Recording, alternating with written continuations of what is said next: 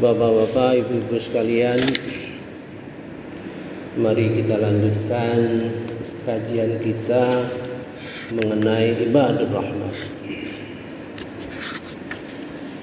Kajian mengenai ibadur rahman ini sangat panjang,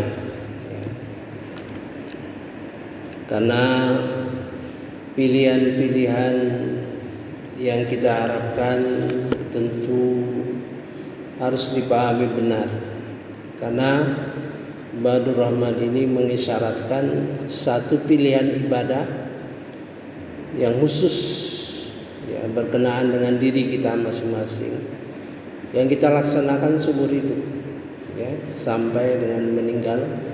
Mudah-mudahan kita memperoleh sebutan ibadur rahman.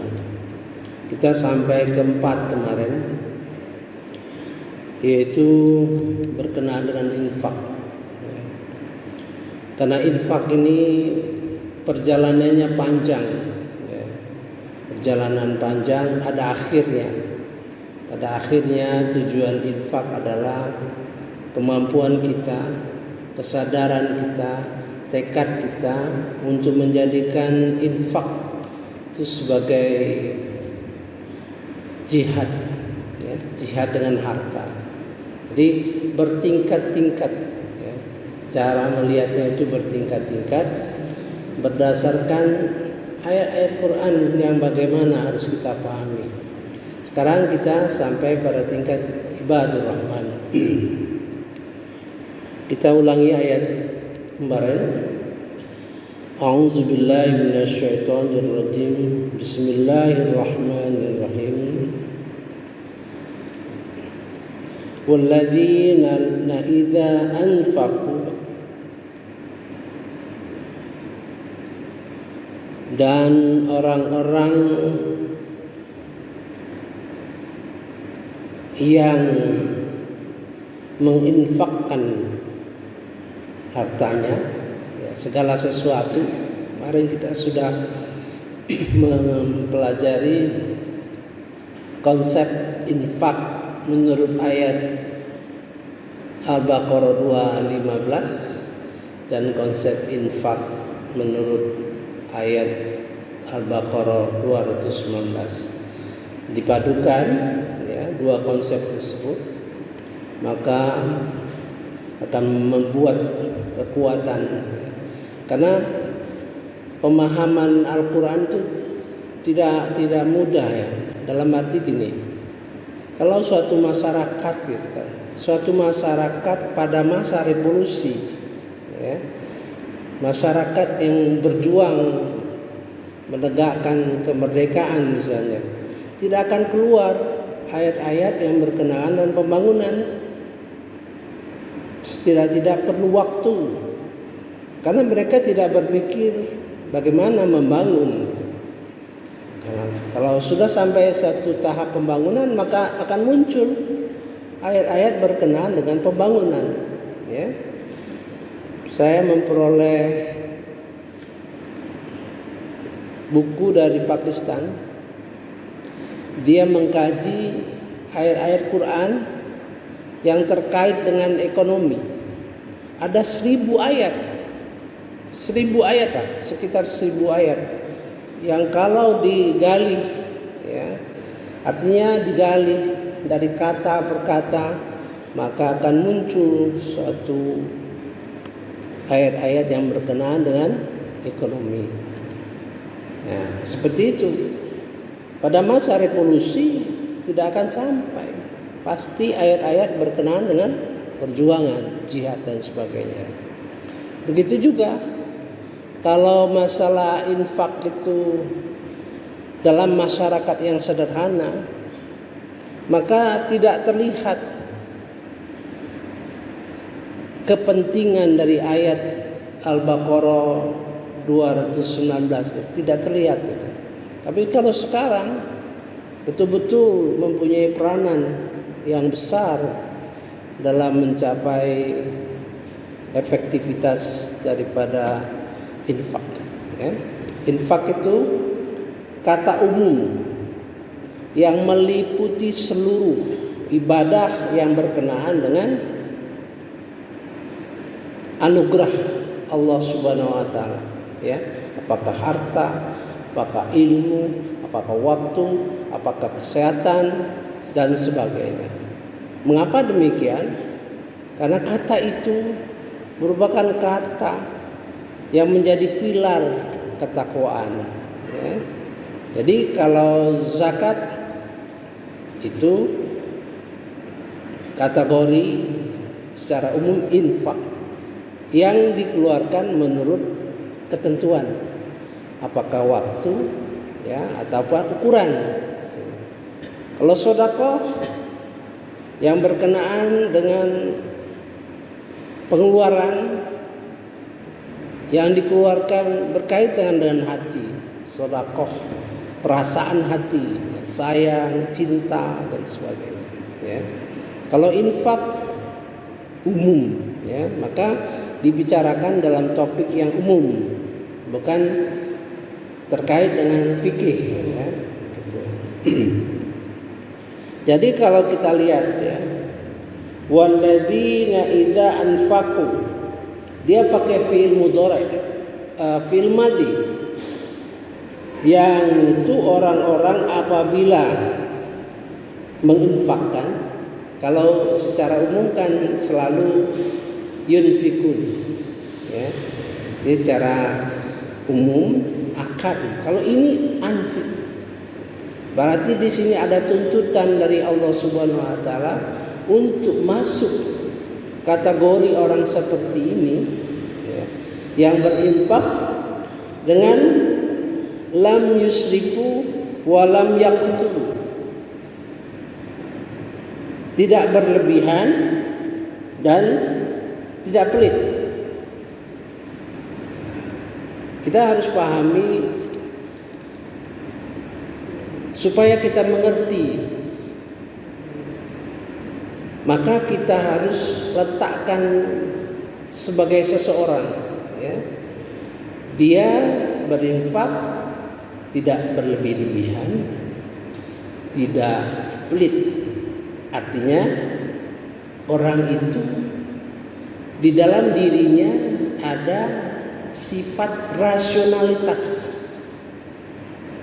Segala sesuatu berkaitan dengan infak ini, ya, dia letakkan dalam rasio. Jadi kalau orang meletakkan pada suatu rasio, berarti berkenaan dengan efektivitas, ya. Orang berinfak meletakkan pada pertimbangan rasional dengan melihat apakah itu efektif atau tidak. Ini kelasnya nih. Nanti saya bayangkan dalam perjalanan infak itu, ya, sampai dari permulaan sampai bermacam-macam orang yang masuk kategori infak menurut Al-Quran, ya, sehingga terlihat gambarannya perjalanan orang berinfak sama dengan perjalanan orang sholat, ya, cuman sholat itu tidak kelihatan, tapi ilmunya harus berjalan, ya, ilmunya harus berjalan. Kemudian Quran harus berjalan terus menerus sampai pada suatu saat kita termasuk orang yang diwariskan Al-Quran kepada kita. Jadi masing-masing punya dasar. Quran berkenaan dengan surah Fatir ayat 32. Salat berkenaan dengan surah Al-Mu'minun ayat 2. Infak berkenaan dengan surah Al-Anfal ayat 36. Jadi punya terminal terakhir. Dan ini adalah salah satu terminal di mana orang yang berinfak tidak boros, tidak pelit, dengan bahasa yang keren gitu. Artinya orang ini meletakkan infak, mampu dia dalam pemikiran yang rasional, mempertimbangkan apakah efektif atau tidak. Ya. Jadi saya contohkan yang keren lah, yang keren. Artinya orang ini berinfak. Kalau kita bicara sama dia, mengerjakan sesuatu kegiatan, menginfakkan suatu proyek katakanlah, dia kalau ditanya, kita lajukan kepada dia dan dia menanya berapa kira-kira perlu biaya, perlu dana, 10 juta. Coba rinciannya gimana? Ya, dia teliti rinciannya itu. Menurut dia ini tidak cukup. Ya, 10 juta nggak cukup. Ya. Saya kasih 12 juta lah. Berarti tidak berlebihan dan tidak boros. Kalau seandainya dia lihat rincian-rincian dan operasional kerjaannya, maka dia bilang 10 juta terlalu besar. Saya pikir cukup 8 juta. Itu seperti itu. Ya, yang kerennya gitu lah. Kalau yang biasa-biasa artinya orang yang berinfak melihat keperluannya. Ya, jangan sampai tidak tercapai dan terbengkelai. Itu satu sisi daripada infak. Orang yang berinfak di dalam perjalanan menuju infak yang tinggi gitu. Nanti kita lihat waktunya. Apakah cukup waktu kita membicarakan secara umum atau secara khusus ya. Mari kita lihat waktunya saja ya. Sekarang kita perhatikan berkenaan dengan ayat surah Al-Imran ayat 133 kalau salah. Surah Al-Imran ayat 133.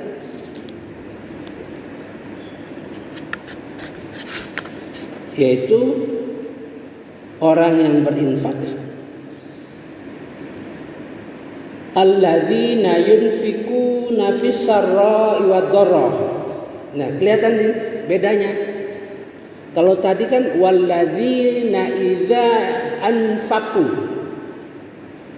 pakai fiil mudhari', fiil madhi, yaitu orang apabila dia berinfak dengan pengertian ya di dalam bahasa itu ada penekanan, ada ukuran. Kalau di sini alladzina yunfiku, ini fiil mudhari' ini, yang tadi pakai fiil madhi itu. Kalau kita terjemahkan tidak ada pemahaman seperti itu ya. Di sana pakai idza anfaqu kan, pakai fiil madhi. Di sini alladzina yunfiku biasa saja. Ya. Orang yang berinfak dalam situasi sempit atau lapang. Mengapa? Orang seperti ini dia tetap berinfak dalam sempit atau lapang. Itu sudah masuk kelas tersendiri. Tapi tentu di bawah ibadur rahman. Orang yang berinfak bisa dalam keadaan sempit atau senang, itu orang yang ada ikatan emosional. Kalau tadi rasional, ini emosional. Mengapa perasaan emosional itu ada pada dirinya? Karena dia lihat, ya, anak yatim ini butuh. Butuh biaya, butuh pemikiran, butuh segala macam yang perlu dipikirkan untuk masa depan dia. Kalau keadaan dia sempit, dia masih berpikir bahwa keadaan dia sempit itu jauh lebih baik daripada anak yatim tersebut. Dia keadaan sempit, tapi masih cukup karena keadaannya masih jauh lebih baik dibandingkan saudara-saudara kita yang miskin, anak-anak yatim yang tidak tahu masa depannya, ya, yang miskin, yang tidak merasa yakin apakah hari ini masih bisa makan, ya. Jadi orang ini dihasilkan dari pengamatan, dari rasa empati yang keluar dari lubuk hatinya, sehingga dalam keadaan bagaimanapun dia akan berinfak karena ada ikatan-ikatan emosional, ya, sehingga dia harus berinfak karena situasi keadaan dia jauh lebih baik, walaupun sulit masih tetap ada keyakinan bisa makan hari ini, dibandingkan dengan saudara-saudara kita yang tidak mampu.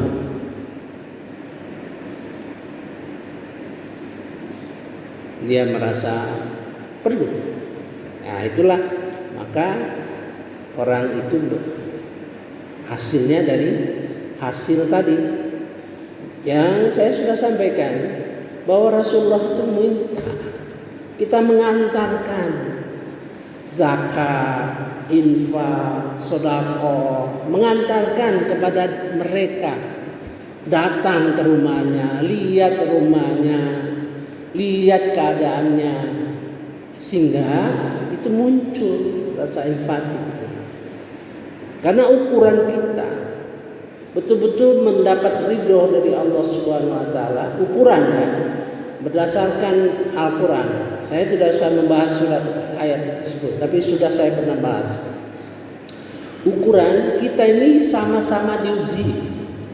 Yang kaya diuji, yang miskin diuji. Ujiannya sama, hanya soalnya yang beda. Ujiannya sama, hanya soalnya berbeda. Kalau ujian yang kaya, dia mampu enggak menganugerahkan sebagian dari yang diberikan Allah Subhanahu wa taala kepada dia sampai dengan tingkat yang memadai, tingkat la yukallifullahu nafsan illa wus'aha. Kemarin kita sudah bahas itu, ya, sampai pada tingkat itu. Kemudian di dalam pemberian itu dia merasa syukur kepada Allah Subhanahu wa taala. Dia membagikan rahmat Allah Subhanahu wa taala. Dia membagikan rahmat Allah Subhanahu wa taala, bukan kekayaan dia. Rahmat Allah Subhanahu wa taala itu dibagikan. Dia sebagai agent of rahmat, ya, bukan milik dia. Agent rahmat. Nanti kita lihat ayatnya kalau nanti ada waktu, ya. Dia menjadi agent of rahmat, sehingga dia senyum membagikan itu, rasa bahagia, senang, bukan merasa lebih berharta, bukan. Di sisi yang penerima ujian juga, bagaimana dia menghadapi situasi itu, dia ridho keadaan demikian. Memang itu merupakan keputusan ketetapan Allah Subhanahu wa taala. Tadi yang dibaca saudara Ikin, ayat yang terakhir dalam rakaat terakhir, dia membaca ayat surah Al-An'am 165. Jadi kelebihan kita terhadap yang lain memang diciptakan oleh Allah Subhanahu wa taala dan memang untuk diujikan kita, ya. Jadi yang miskin tadi dia ridho, senang, ya. Dia tidak merasa terhina.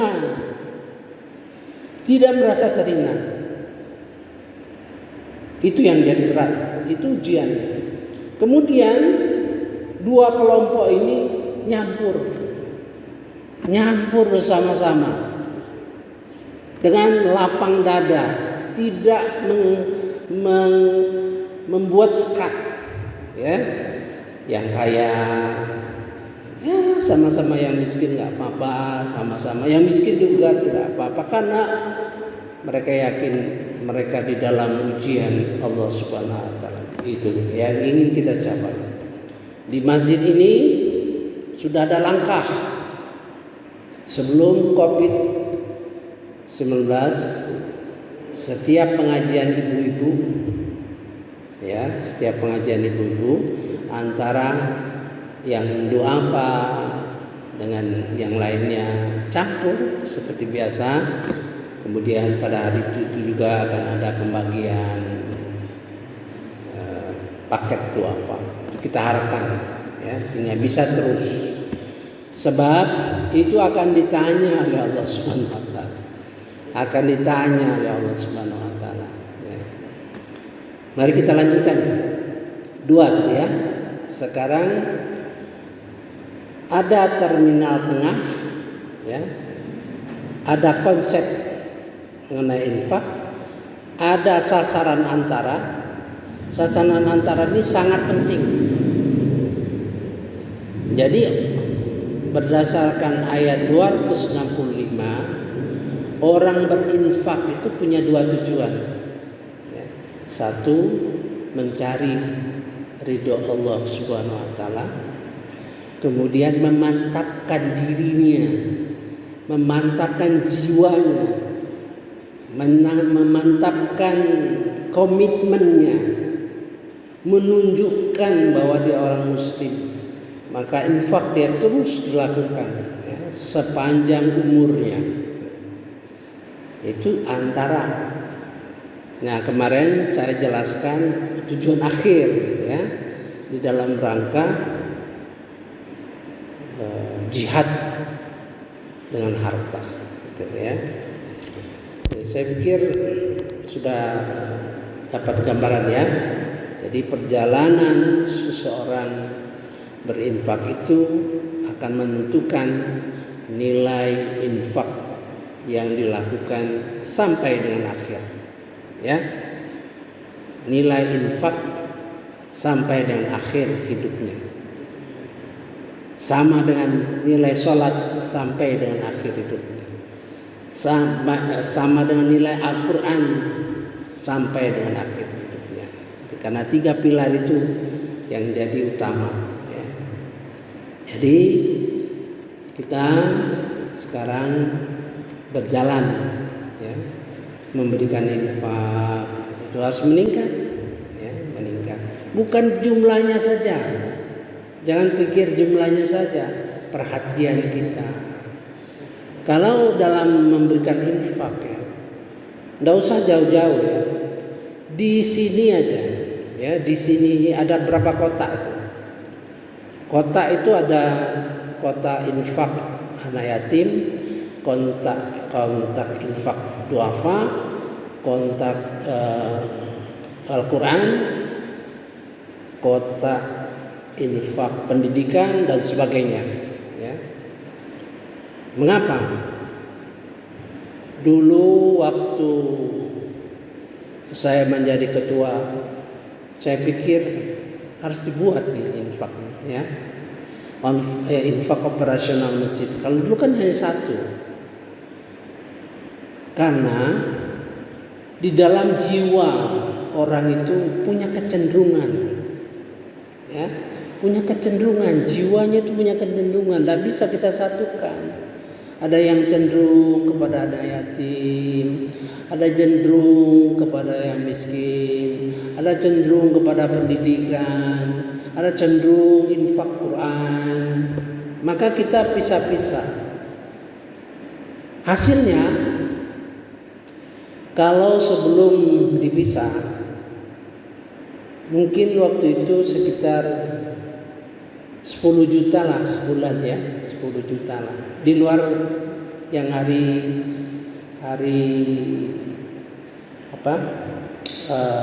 Jumat, ya, 10 juta. Nah, sejak dipisah-pisah memang repot, ya, pengurus repot. Tapi tidak apa, ibaratnya 10 juta totalnya, kemudian setelah dipisah totalnya terus meningkat sampai 20 juta, ya, sampai 25 juta gitu. Meningkat. Artinya apa? Penyaluran kehendak jiwa, panggilan hati itu kita salurkan, ya. Jangan kita paksakan. Oleh sebab itu, jadi yang paling tinggi adalah anak yatim. Sekarang dana anak yatim itu sisanya itu sisa karena dari tahun ke tahun, ya, itu 27 jutaan, 30 jutaan sisanya. Walaupun dibagi masih, ya. Jadi kalau kita punya dana seperti itu, kita punya perencanaan ke depan, ya. Bagaimana misalnya anak yatim, ya, kita beri kesempatan untuk kuliah D1 misalnya. Kalau kuliah D1 itu setahun paling-paling hanya 3 juta, 4 juta, ya, selesai, ya. Ini memberikan dampak yang positif terhadap dirinya, ya. Ya, sebetulnya anak-anak yatim kita sudah kerja di lingkungan keluarga di komplek kita ini. Anak-anak yatim itu ada satu orang yang sedang dilanjutkan pendidikannya, ngambil S1 di Universitas Budi Luhur, ya, Fakultas Komunikasi gitu. Alhamdulillah, ya, dia tekun dan dinilai oleh yang mempekerjakannya positif, baik, ya, diteruskan sekolahnya sambil kerja, ya. Itulah yang perlu kita lakukan.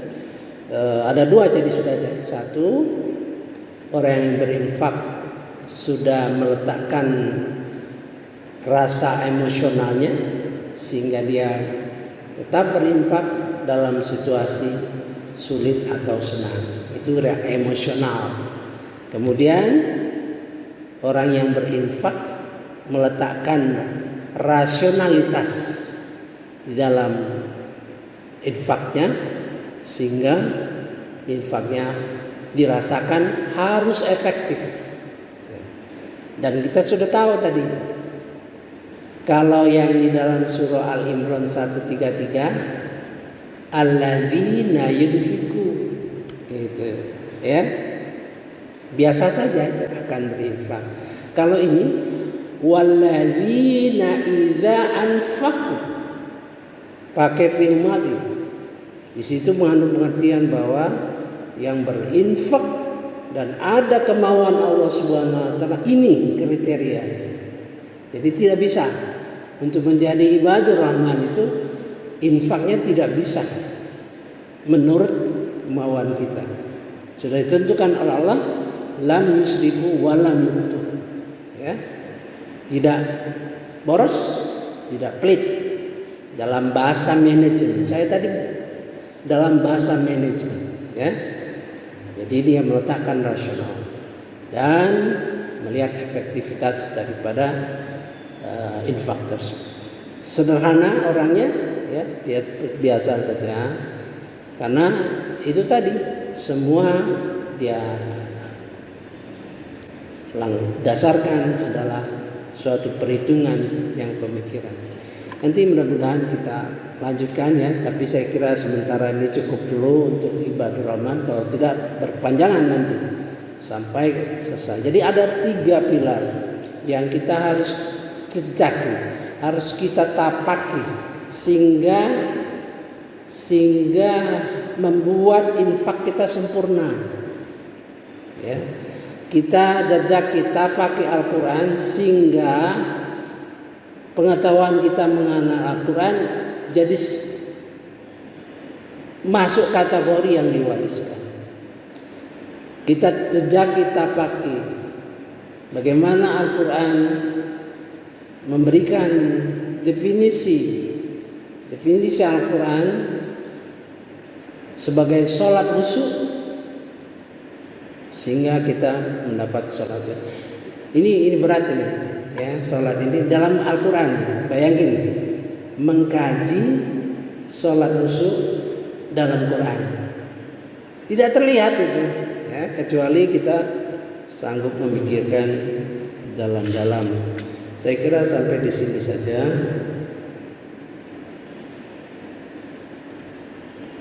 Subhanakallahumma wa bihamdika asyhadu an la ilaha illa anta astaghfiruka wa atubu ilaik. Wassalamualaikum warahmatullahi wabarakatuh.